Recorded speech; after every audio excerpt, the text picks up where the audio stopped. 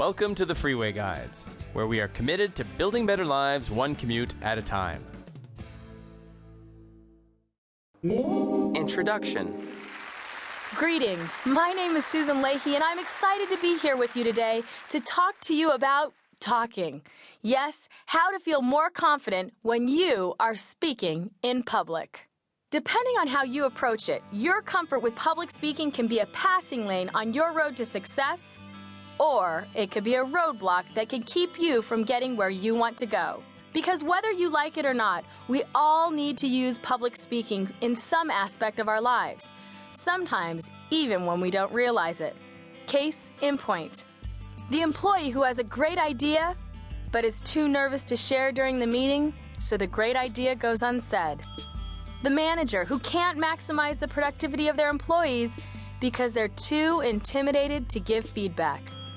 Or the student working on their degree who can't maintain their GPA because they botched the presentation they just had to give. Or how about the guy in the bar who sees the girl but just can't figure out quite what to say or how to say it, so he chooses to say nothing and he gets to watch her leave. Each of these situations could have turned out differently if the individuals in these situations learned to drive the full power of the most important tool we all have, our voice. For many people, public speaking is a dirty word. But before we get started, I want to ask a quick question. When does public speaking become public? When you're in front of people. When you're talking about something? When you feel nervous? When you're at work. All good answers. But I need you to realize that public speaking becomes public the moment you walk out your front door. That's right, when you walk out your front door, you are now in public. So with that said, I want you to understand that somewhere right now in your life, you are already a confident public speaker. You wouldn't be able to function on the planet on a day-to-day basis if you weren't able to confidently speak publicly. How would you get a cab, get a job, go out on a date, get work done, communicate with the guy at the grocery store? With that said, know that this audio training isn't just for those people who want to be professional speakers. It's for managers, employees, students, salespeople, really for anyone who desires to be more confident when they're speaking both in their personal and their professional lives.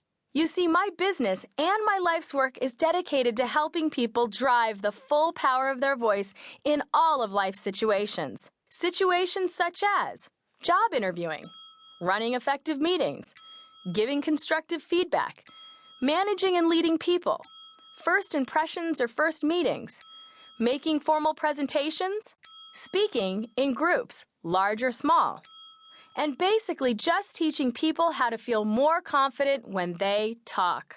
As you will learn in this program, I consider your voice to be more than just what comes out of your mouth. To me, your voice is the sum total message of what you're really putting forth.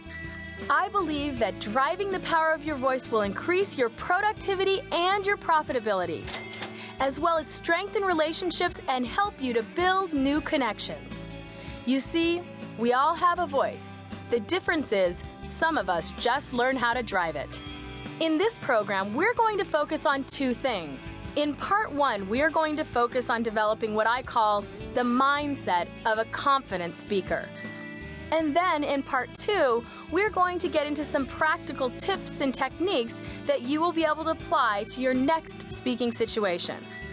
I have taken more classes and training about public speaking than I would care to admit, and I've also observed countless professional speakers and read tons of books about the topic. And the one thing that is consistently missing out of all of these discussions is any thought about what you need to be thinking when you're speaking. This is why we are going to be talking about developing a speaker's mindset before jumping into tips and techniques. Tips and techniques are, of course, an important part of teaching public speaking skills.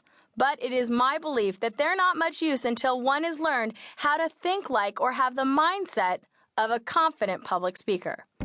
In the mindset section, we're going to spend some time discussing why people fear public speaking. We will examine where insecurities come from, and I will introduce to you a simple 4-step method that will help you to overcome your own insecurities through something that I call